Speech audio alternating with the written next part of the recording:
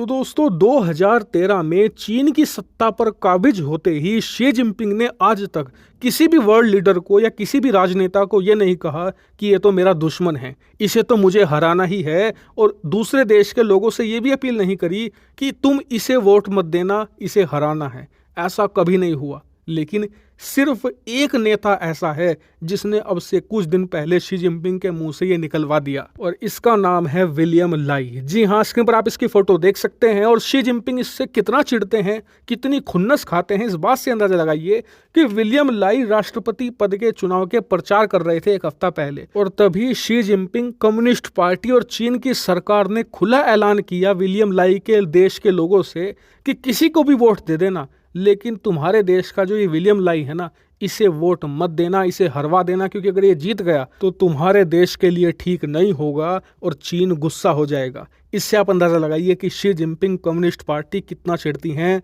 William लाई से। लेकिन ये व्यक्ति है कौन और है कहाँ का? तो विलियम लाई ताइवान के रहने वाले हैं और इस वक्त तक वो उपराष्ट्रपति थे ताइवान के, लेकिन आज इन्होंने राष्ट्रपति पद का चुनाव जीत लिया है और अब ये ताइवान के अगले राष्ट्रपति होंगे। और चीन इनसे इसलिए खुन्नस नहीं खाता कि ये ताइवान के रहने वाले हैं या फिर ताइवान के राष्ट्रपति बनने जा रहे हैं, नहीं।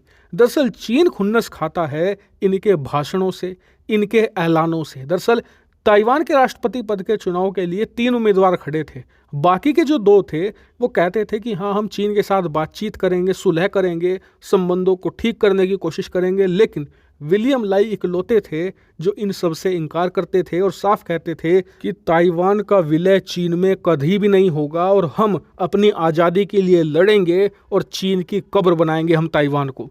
इसीलिए शी जिनपिंग इनसे चिढ़ते हैं, क्योंकि चीन को पता है कि इनके राष्ट्रपति बनने से अब अमेरिका का प्रभाव ताइवान में तेज होगा। अमेरिकी हथियारों की जो ताइवान में पहुंचने की रफ्तार है वो और तेज हो जाएगी और अमेरिका ताइवान को अब एक किला बनाएगा। वहीं बात करें भारत अमेरिका की, तो आज की तारीख में ताइवान के इलेक्शन के रिजल्ट से ये दोनों देश बहुत ज़्यादा खुश हैं, क्योंकि विलियम लाई भारत अमेरिका दोनों के बहुत क्लोज रहे हैं और इस बात की पूरी उम्मीद की जा रही है कि विलियम लाई राष्ट्रपति बनते ही इन दोनों देशों पर ही सबसे ज़्यादा जोर डालेंगे कि आप वन चाइना पॉलिसी से पीछे हटो और ताइवान को एक देश की मान्यता दो। इसके अलावा हमें सपोर्ट दो चीन के खिलाफ। और देखिए, ताइवान पैसे की सपोर्ट नहीं मांगता, ताइवान के पास पैसा बहुत है। इनकी जीडीपी $600 बिलियन की है, इनके फॉरेक्स रिजर्व $400 बिलियन के हैं। तो इन्हें पैसे की जरूरत नहीं है, इन्हें जरूरत है हथियार की और डिप्लोमेटिक सपोर्ट की। और इनका मानना है कि अगर हमें 2 चीजें मिल गई तो ताइवान चीन को अच्छी तरीके से सबक सिखाना जानता है,